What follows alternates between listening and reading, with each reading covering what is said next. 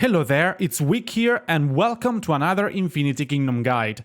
Today's topic is the PvP, or player versus player, which means all the range of actions that you can perform against other active players in the game. Most players believe that fighting in Infinity Kingdom consists only in sending out attacks, speeding up troops like I'm doing right here, and recalling troops and setting your garrison on the wall. But that's not only what Infinity Kingdom is about. These, I mentioned, are the basic features that most players use during PvP on this game. Well, what if I tell you that there are advanced mechanics and strategies that not all the players know about? Before, a quick shout out to the sponsor of this video, Huawei's App Gallery.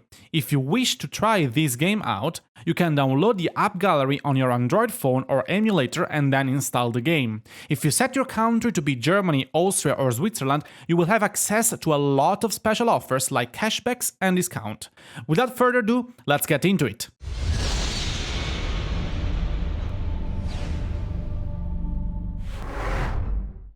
The first topic of this video is about cancelling attacks. One of the big problems with PvP in this game is that after you send an attack, you cannot cancel it. This involves two big risks. The first one is someone very powerful teleporting close to your target and sending a march to defend the players that you're trying to attack and loot. And bam, your troops will be marching towards death, and you will be there watching, unable to retreat or doing literally anything. The second problem is right after you send an attack, someone teleports beside you, and while your troops are marching, this player will start attacking you, which will give you a big disadvantage, as you will be without your main march, which unfortunately you already sent to attack. Well, what if I tell you that there is a way not to take any of those risks? Yes, it exists and you will be able to send attacks in a very safe way, and it does not involve any glitches or bugs, just a little known game mechanic, the rally. Well, to do this safely, all you need to do is to start a rally, put the troops you want to use and send the rally with just your troop. Well, but what's so special about it? First of all, you need to be in an alliance and you can target any player outside alliance or in any other alliance. There is virtually no waiting time because you can decide to deploy your rally in any moment with just one click.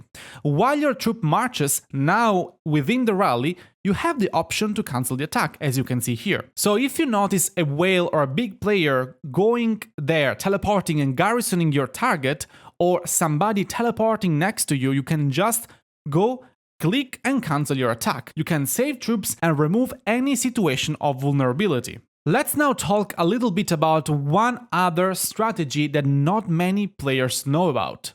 One of the most used strategy by experienced players is fake attack. Usually when you fight another player with a power slightly inferior to yours, he expects you to send your offensive march and then he will send his attack at the same moment, so you cannot be able to defend the attack. That's the basic solution that many players adopt against people with higher power. But more experienced players, knowing this, use fake attacks to deceive the online enemies psychologically and extract as much honor as possible in a battle.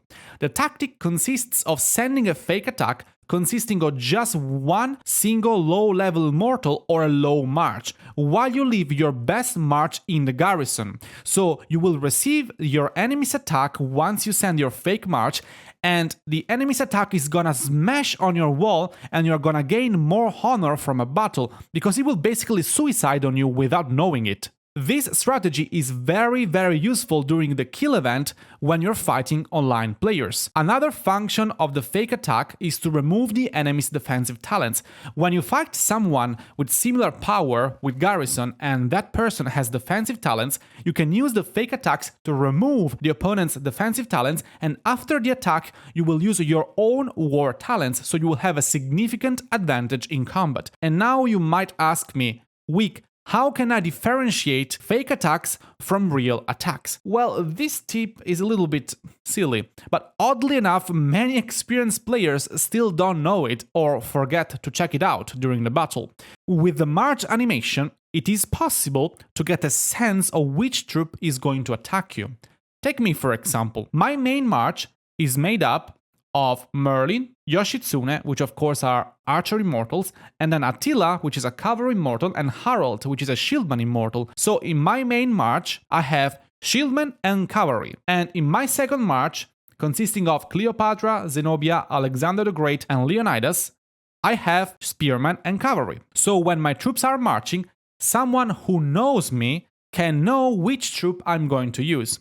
And you can also have an idea of the opponent's march if you try and check the marches they are using in the arena. So you go over the arena right here, you go on ranking, and you click on this symbol on the right side of the players.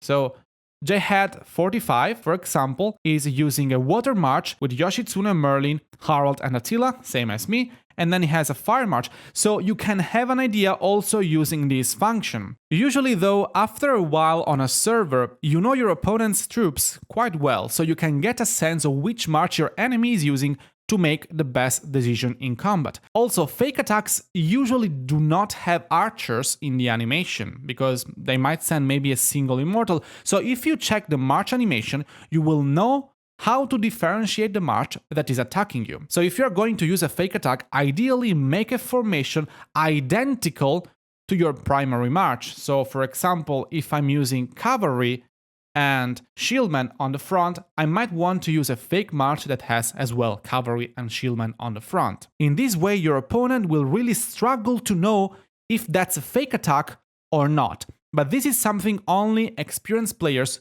check when they are fighting anyway. I really hope this trick is helpful. I don't know if they will modify the rally function in the next update to prevent you from cancelling it, but surely the fake attack technique will always be a great tool for you to use against other players. If you enjoyed this guide, please consider leaving a like and subscribing. You will help the channel out 100% free, and you can always change your mind later. Ciao!